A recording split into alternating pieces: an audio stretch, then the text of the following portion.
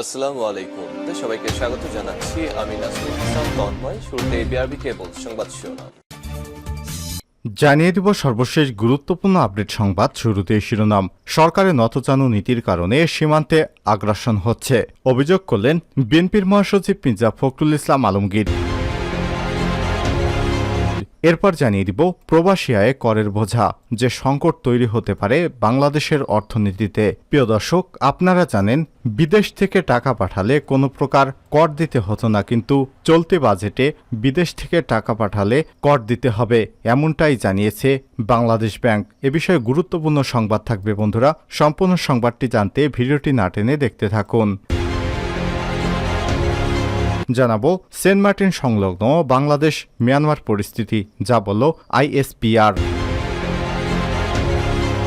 জানিয়ে দিব সেন্ট মার্টিনের অস্থিরতা নিয়ে সরকারকে পদক্ষেপ নিতে দেখা যায়নি, অভিযোগ করল বাংলাদেশ জামাত ইসলাম। এদিকে পবিত্র ঈদুল আজহায় ত্যাগের মহিমায় উজ্জীবিত হওয়ার আহ্বান প্রধানমন্ত্রী শেখ হাসিনার।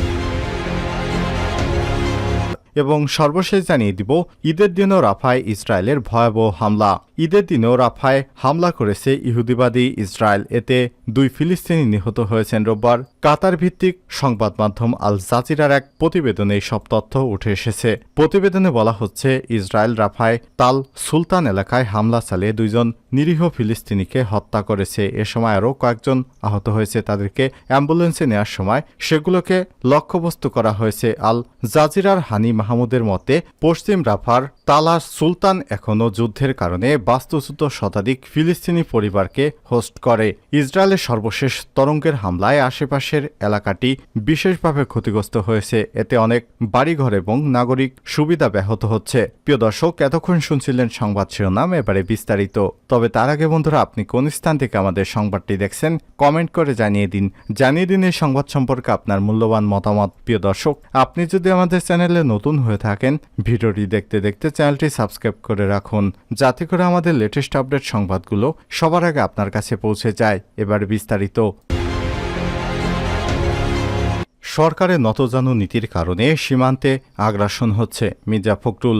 বিএনপির মহাসচিব মির্জা ফখরুল ইসলাম আলমগীর অভিযোগ করে বলেছেন, সরকারের নতজানু নীতির কারণে বাংলাদেশের সীমান্তে আগ্রাসন দেখা দিয়েছে। কক্সবাজারের সেন্ট মার্টিন এলাকায় বাংলাদেশের সীমান্ত ঘেঁষে মিয়ানমার যুদ্ধজাহাজ টহল দিচ্ছে, অথচ বাংলাদেশের সরকার ব্যবস্থা নেওয়া তো দূরের কথা, প্রতিবাদ জানাতেও তারা ভয় পাচ্ছে।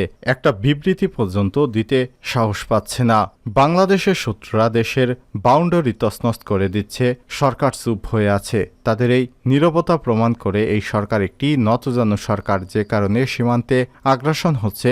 অবিলম্বে সরকারের পদত্যাগ করা উচিত। রোববার 16 জুন দুপুরে ঠাকুরগাঁয়ে কালীবাড়িস্থ নিজ বাসভবনে সাংবাদিকদের সাথে আলাপকালে তিনি এসব কথা বলেন। মির্জা ফখরুল আরও বলেন, এই সরকার বিদেশের উপর নির্ভর করে ক্ষমতায় আছে, তাই দেশের সার্বভৌমত্বের উপর আঘাত আসলেও কথা বলার সাহস রাখে না সরকার। মিয়ানমার থেকে বাংলাদেশের অভ্যন্তরে গুলি আসছে, মর্টার শেল আসছে, মানুষ মারা যাচ্ছে। মিয়ানমার অন্যায় করছে, তা যখন আন্তর্জাতিক বিশ্বের কাছে তুলে ধরা উচিত ছিল, তখনও অজানার কারণে তারা চুপ থাকছে। সেখানে সেনাবাহিনী মোতায়েন তো দূরের কথা, একটু টু শব্দ পর্যন্ত করতে পারেনি। সাবেক আইজিপি বেনজির আহমেদ সম্পর্কে মির্জা ফখরুল বলেন, দেশে কিছু কুলাঙ্গার থাকে যারা মনে করে আওয়ামী লীগকে সমর্থন করে লুটপাট করে তারা টিকে থাকতে পারবে, কিন্তু স্বাভাবিকভাবে তারা তা পারেনি। আজিজ বেনজির তার একটা বড় প্রমাণ।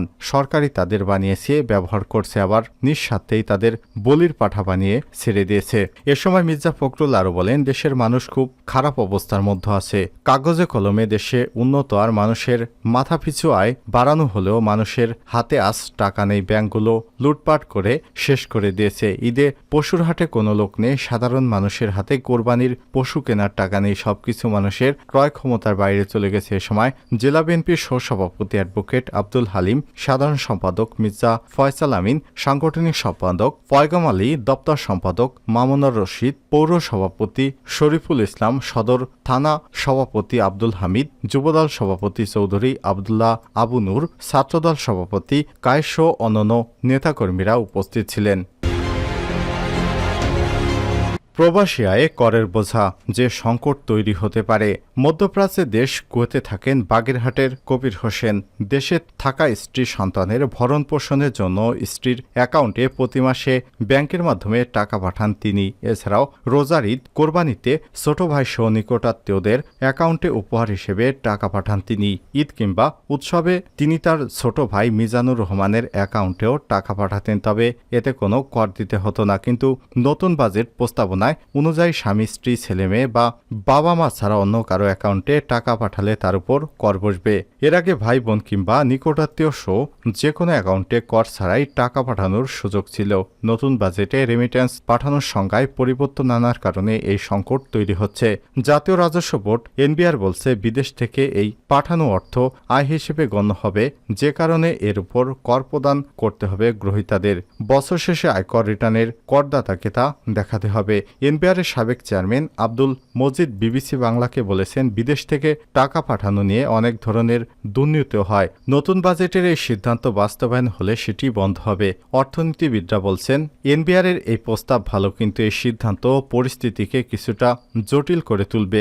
অর্থনীতিবিদ আহসান এইস মনসুর বিবিসি বাংলাকে বলেন, আমি মনে করি এটা ট্যাক্স রেট বাড়ানোর জন্য করা হয়েছে, তবে এই প্রস্তাবনা বাস্তবায়ন হলে ট্যাক্স রেটটা বাড়বে, ট্যাক্স ফাঁকি দেওয়া কমবে। 2024-25 অর্থ বছরে বাজেটে এই বিষয়টি নিয়ে প্রস্তাবনা দেয়া হলেও এটি এখনও কার্যকর হয়নি। ব্যাংকগুলোকে এ ধরনের কোনো নির্দেশনা দেওয়া হয়নি বলে বিবিসি বাংলাকে নিশ্চিত করেছে কয়েকটি বেসরকারি ব্যাংক, যাদের কাছে টাকা পাঠালে কর চাপবে। জনশক্তি কর্মসংস্থান প্রশিক্ষণ ব্যুরো বা BAT এর তথ্য মতে বিদেশে কর্মরত বাংলাদেশি শ্রমিকদের সংখ্যা প্রায় 1.5 কোটি। মধ্যপ্রাচ্যের দেশ সৌদি আরব, সংযুক্ত আরব আমিরাত, ওমান, কুয়েত, কাতার, মালয়েশিয়া, যুক্তরাষ্ট্র, দক্ষিণ কোরিয়া সহ বিশ্বের বিভিন্ন দেশ থেকে বিপুল পরিমাণ অর্থ রেমিটেন্স হিসেবে বাংলাদেশে আসে। বিশ্বের বিভিন্ন দেশে থাকা প্রবাসী কর্মীরা এই রেমিটেন্সের টাকা স্বামী, স্ত্রী, বাবা মা, সন্তান, ভাই বোন কিংবা নিকটাত্মীয় কিংবা বন্ধুবান্ধবের ব্যাংক অ্যাকাউন্টে পাঠিয়ে থাকেন। বর্তমান আইন অনুযায়ী ব্যাংক অ্যাকাউন্টের মাধ্যমে তাদের পাঠানো এই টাকা রেমিটেন্স হিসেবেই ধরা হয়। বাংলাদেশের গ্রাম অঞ্চলে এমন অনেক পরিবার আছে যাদের মা, স্ত্রী কিংবা সন্তানদের অনেকেরই নিজ নামে ব্যাংক অ্যাকাউন্ট নেই। সেই কারণে অনেকেই নিজ পরিবারের সদস্য ছাড়া নিকটাত্মীয়দের অ্যাকাউন্টেই টাকা পাঠিয়ে থাকেন। নতুন বাজেটের প্রস্তাব অনুযায়ী স্বামী, স্ত্রী, ছেলে মেয়ে এবং বাবা মা ছাড়া অন্য কারো অ্যাকাউন্টে টাকা পাঠালে সেটিকে উপহার হিসেবে ধরা হবে এবং তার উপর কর বসবে। উপহার পেলে বছর শেষে আয়কর রিটার্নে করদাতাকে তা দেখাতে হবে, এমনকি উপহারদাতাকেও তার রিটার্নে উপহার দেওয়ার বিষয়টি জানাতে হবে। প্রবাসী আয় বা রেমিটেন্স উপহার হিসেবে এলে সেটি করের আওতায় পড়বে।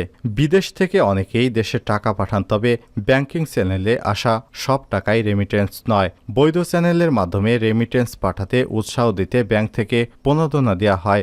বাংলাদেশ রেমিটেন্স বা প্রবাসী আয়ের উপর কোনো কর আরোপ নেই। নতুন বাজেট প্রস্তাবনায় বিষয়টি নিয়ে বলা হলেও এনবিআর থেকে কোনো ধরনের নির্দেশনা পাওয়া যায়নি। তাই নতুন বাজেটে রেমিটেন্সের অর্থের উপর কর আরোপের বিষয়টি নিয়ে এখনও এক ধরনের ধোঁয়াশা রয়েছে।